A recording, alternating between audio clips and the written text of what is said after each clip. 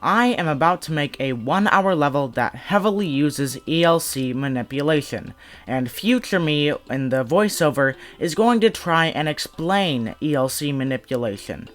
Good luck, future me, you are going to need it. Timer starts now. Okay, first things first, what is ELC? ELC is Entity Limit Cramming. Some of you may be even more confused right now. I mean, what even is an entity limit? Well, don't worry, I'm going to explain it to you along with the part limit. First up, the part limit. The game will only allow you to put so many things in a level, so it puts a cap on every single item that you could possibly put into your level. Every single thing has a cap. Most of the time for enemies, it's 100, and the same goes for a lot of gizmos. Some have more, some have less, but they all have a limit.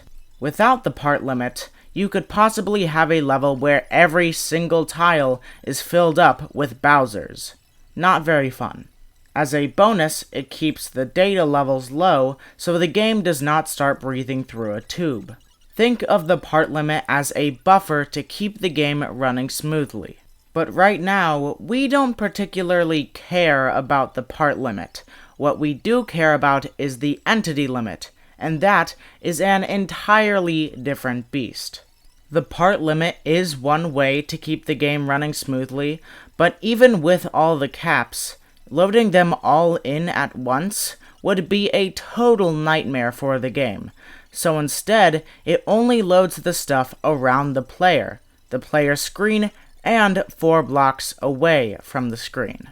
So what? The game makes things that are near or around the player load in, and anything that isn't loaded in. But I don't see how this could possibly be manipulated to make a level fun. Well, here's the thing. The entity limit is set at 100. So 100 entities can be loaded in at one time before no other entities spawn until the others are despawned. This means that if 100 entities are loaded, then a pipe will not spit out any entities, a cannon will not spit out any enemies, and hitting a question mark block, you guessed it, will not spit out any entities. By now you're probably starting to see the possibilities. I mean, a cannon not being able to shoot anything, and then once you kill an enemy or free up a space in the entity limit, it suddenly can? That's a crazy thing for contraptions. That would be amazing. So you think you understand the entity limit, huh? Wrong, you fool, you moron. It's always gonna throw curveballs at you, because we have not talked about unloading entities or global ground. But wait, we already did talk about unloading enemies. If it's not on the screen or not 4 blocks near the screen, then it's unloaded, even if it's been loaded previously. Right? Right? Oh, you poor, absolute plebeian. Let me introduce you to something called global ground. This stuff stays loaded once it's been loaded. So, even if you are on the other side of the level, if it's been loaded, it's still loaded. That means if you're on the other side of the level and you've already loaded something that's on global ground, then the stuff that's on the complete other side of the level is still going to count towards the entity limit. Take a guess as to what the easiest available source of global ground is. If you guessed items on tracks, then you are correct. However, it also applies to items on tracks. And it also applies to items on tracks.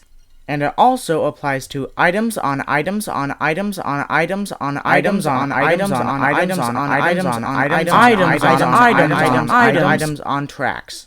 This brings ELC manipulation to a semi-useful thing, but really a hassle, to it's still a hassle, but oh my god, this blows the game wide open. Things can get so crazy, and you can make so many cool contraptions just by filling up the entity limit. It's wild. One of the many uses for it is what we are using it for in this level. If you kill all the enemies, then the gate opens up and you are allowed to progress through the level. But what if I told you that there was a way to make ELC manipulation even more broken? Even more stupid? Well, there is not only an item that just stays loaded once you've loaded it in, there is an item that stays loaded even if you haven't loaded it in. And for some reason, this one item is one-way doors. You see, the old way of putting items, etc. on tracks was a hassle. A big hassle. First of all, that had to be loaded in, and it made it a lot easier, but still a hassle. Plus, if you, reloaded the level, for instance, with a warp door or a warp pipe, then you would have to load those in again. But with the one-way door method, you don't have to do that at all. In fact, if you just put 100 one-way doors anywhere on your level, then no entities can spawn out of pipes, out of cannons, out of question mark blocks, etc. Nothing. All because you placed 100 one-way doors. Honestly, I don't know why they did this.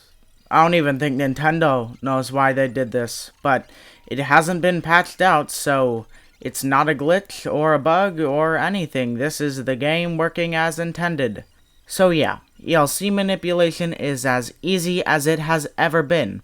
So go ahead, try it out. Place 99 one-way doors and watch as when you kill one enemy, your contraption that opens up a gate magically starts to work. Come on, where is it?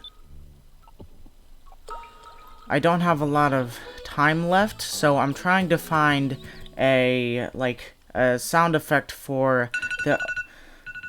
Oh, okay. That's the end of it.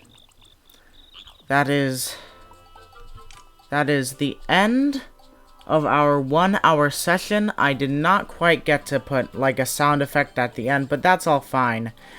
It should all be working. Alright, let's finish this up. Okay, here we go with starting the level, and the first thing you're gonna notice is it's me dying. Okay, so really the first thing that you are going to notice is this thing in the corner. You don't know what it is right now, but all you do know is that it's blocking your way forward. So, really the only other thing to do, it's die again.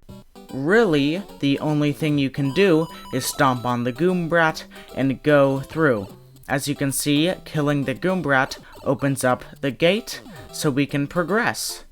So this gives the level a nice kind of a roomy feel, so after every room, you go on to the next one, and I don't know, I just sort of like this setup. So now, here's the twist of the level, you can actually have more than one Goomb. The twist is that you die. And we're back. The twist is that about halfway through the level, yes, this is halfway through the level, you now have to start killing more than one Goombrat. Yeah, it's a pretty short level, but as you can see, this is the halfway point, it's marked by a checkpoint, and from here, things start getting a little bit harder. As you can see from the formation ahead of us, we sort of have a just a rectangle feel, so nowhere on this formation are you safe from that saw blade. On the other places, there were some areas you were safe, but not this one. So, again, 2 Goombrats. This one was a lot easier, and the one up top is harder because the saw blade and the Goombrat go at different speeds, but kinda similar speeds, so sometimes the saw blade is blocking the Goombrat. Now this is the hardest one. In fact, I'm probably gonna fail this because I'm just really bad. As I said, this one is pretty tough. The saw blade formation makes it so that anywhere you are, it's tricky.